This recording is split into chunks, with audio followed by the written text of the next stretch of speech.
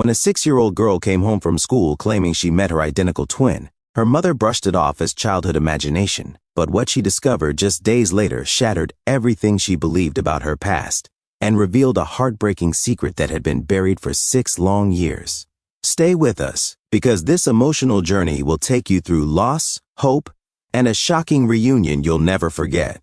We'd also love to know where you're listening to our stories from. It began on a typical Monday, the kind of morning where cereal spills across the counter, shoelaces refuse to stay tied, and school lunches are thrown together with a whispered prayer. Raina Monroe was battling through the chaos when her 6-year-old daughter, Lila, gently tugged at her sleeve. "Mommy," she said, "I met someone today who looks exactly like me." Raina barely glanced up as she tied Lila's shoes. "Oh yeah?" she said distractedly. "She has the same eyes, same laugh, same voice." "Her name's Maya," Lila insisted, growing more serious. Raina smiled, thinking it was just a coincidence. "Maybe she just resembles you, honey." "No, Mommy," Lila said with a firmness that made Raina's fingers freeze mid-tie. "It's like looking in a mirror." A chill ran down Raina's spine. Later that day, Raina stood waiting at the school gates, watching children spill out in a colorful blur of backpacks and laughter. And then she saw her. She dropped her coffee. There, walking hand in hand with Lila, was a little girl. Same face, same height, the identical dimple on the left cheek, and the same tiny birthmark on the right collarbone. It wasn't a resemblance. It was 2 Lilas side by side. Raina's legs weakened. "Mommy," Lila beamed, "this is Maya." Maya gave a shy wave. A nearby teacher noticed Raina's stunned face. "Is everything all right, Miss Monroe?" Raina's voice cracked as she whispered, "Who is that child?" "That's Maya Carter," the teacher said cheerfully. "She just transferred 2 weeks ago." "Sweet girl." "Her foster parents?" "She's been in the system for a while." "Foster?" Raina asked, her heart hammering. "Yes, poor thing. Abandoned at a hospital as a newborn. Her file's full of question marks." Raina couldn't breathe.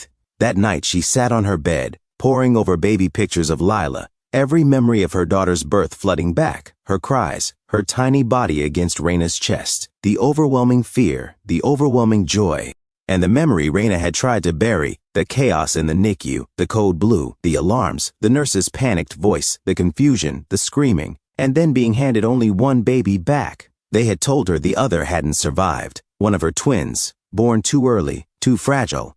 She had believed them. She had to believe them. But now she couldn't deny the way Maya's eyes searched hers, like her soul recognized something her mind had forgotten.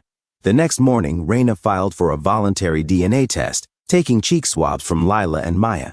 She begged Maya's foster family to consent. She didn't tell a soul, not even Lila. As she waited for the results, she stared at the photo of her daughter and the girl who felt like a phantom echo, whispering to herself, "It's not possible. It can't be." But deep down, in the place where mothers know without proof, Raina already knew. And the truth would change everything. Raina couldn't sleep.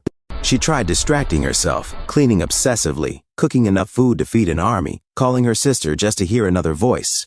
But nothing drowned out the ticking clock. Nothing softened the fear of what she already suspected.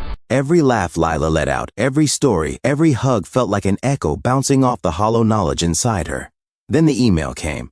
Subject line, DNA test results, Maya Carter and Lila Monroe. Raina's hand trembled as she clicked it open. The screen loaded achingly slow, as if dragging out 6 years of suspense. 6 birthdays, 6 wishes. 6 candles blown out by 2 little girls who should have done it side by side. Then she saw it. Probability of full sibling match, 99.99987% relationship, monozygotic twins. Raina dropped the laptop. Her knees buckled. Sobs ripped out of her, raw and unstoppable. She hadn't cried when they told her the second baby was gone. She was too broken, too medicated, too stunned to process anything except the words, "We did everything we could." But now she knew. Maya was hers, her daughter, her flesh and blood, her baby. And she had been alive all along, living in the foster system, unprotected, unloved, because someone had made a terrible, irreversible mistake. Clutching her chest, Raina wept harder than she ever had before. The memories assaulted her, the NICU alarms, the chaos, the mistake no one caught. Maya hadn't died. She had been taken or lost in the madness. Raina didn't yet know how, But she knew one thing for certain: she was going to bring her daughter home. That same afternoon, Raina called the foster agency. Her voice was strong and sure for the first time in days. "I need to speak to someone immediately," she said. "It's about Maya Carter. I have her DNA test results. She's my daughter." The woman on the other end gasped. A beat of silence. "Please hold. I'm transferring you to legal." Raina's stomach dropped. In a whirlwind, meetings were scheduled, papers filed, caseworkers sent to her home. Raina learned that Maya had been found as a newborn, wrapped in a hospital-issued blanket, left anonymously at a fire station in the middle of the night. Only now, did anyone begin connecting the dots. Only now did someone quietly whisper about mistakes that should never have happened. Raina didn't care about lawsuits or revenge. She only wanted her daughter. She was granted supervised visitation first. When Raina walked into the foster center, she spotted Maya sitting alone, a book clutched in her hands. The moment Maya looked up, her face lit up. She tilted her head and said softly, "I know you. You're Mommy." Tears welled in Raina's eyes. She knelt down and whispered, "No, baby. I'm your mommy too." Maya stared at her for a long, silent moment, then smiled and said the word that shattered Raina's heart all over again. "Home." Raina choked on a sob. "Yes, sweet girl. Home." They hugged, truly hugged, for the first time. Not as strangers, not as visitors, but as mother and daughter, soul and soul, reunited after 6 stolen years. What Raina didn't realize was that someone else had carried this secret all along, and they were about to come forward. 3 weeks later, just as life was finding a fragile rhythm, Raina found a letter in her mailbox, no return address, the handwriting shaky and desperate.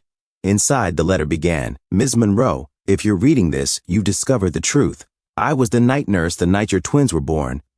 The letter spilled out the heartbreaking confession, the chaos, the mistakes, the wrong baby carried away, the healthy twin left behind, the truth ignored, the guilt buried. The nurse had seen Maya's abandonment story in the news weeks later, had known, but fear kept her silent for 6 long years. Now, with stage 4 cancer, she had nothing left to lose but her soul. She wrote, "I hope someday Lila and Maya will always be together, like they were meant to be." Raina sat frozen, tears streaming down her face. She remembered it now, the birth bracelet she had ordered for them, Lila and Maya, always together. The next day, Raina marched the letter into the foster board. Weeks of meetings, court dates, interviews followed. And then finally the call came. "Miss Monroe, your petition for full and permanent custody of Maya has been approved." Raina collapsed in relief, laughing and crying all at once. That evening, when Maya stepped through the front door, suitcase in hand, Raina dropped to her knees and whispered, "This is your forever home." Maya didn't answer. She simply ran into Raina's arms and never let go. That night, Raina dusted off the old baby book she thought she'd never complete. She taped in a photo of Lila and Maya taken the day before. 2 radiant faces, 2 heads leaned together, 1 heart mended. She scribbled under it, "Day 2191, Maya came home." As the girls played in the golden sunset, Raina watched from the porch, a hand resting on her heart. She thought about the years lost, about the milestones missed, but she also thought about grace, about second chances, and about love that never lets go. "Girl," she called, voice breaking with joy, "come inside. Dinner's ready." Hand in hand, Lila and Maya ran toward her, their laughter soaring across the yard, across time, across all the pain. Twin souls, 1 family, and 1 mother who never stopped believing. Late, but Maya found her way back home, to her mother and sister. What do you think of Raina, Lila, and Maya's journey? Would you have let go of such negligence from the hospital? Please share your honest thoughts in the comments below, and thank you for tuning in to Storyline Narratives again.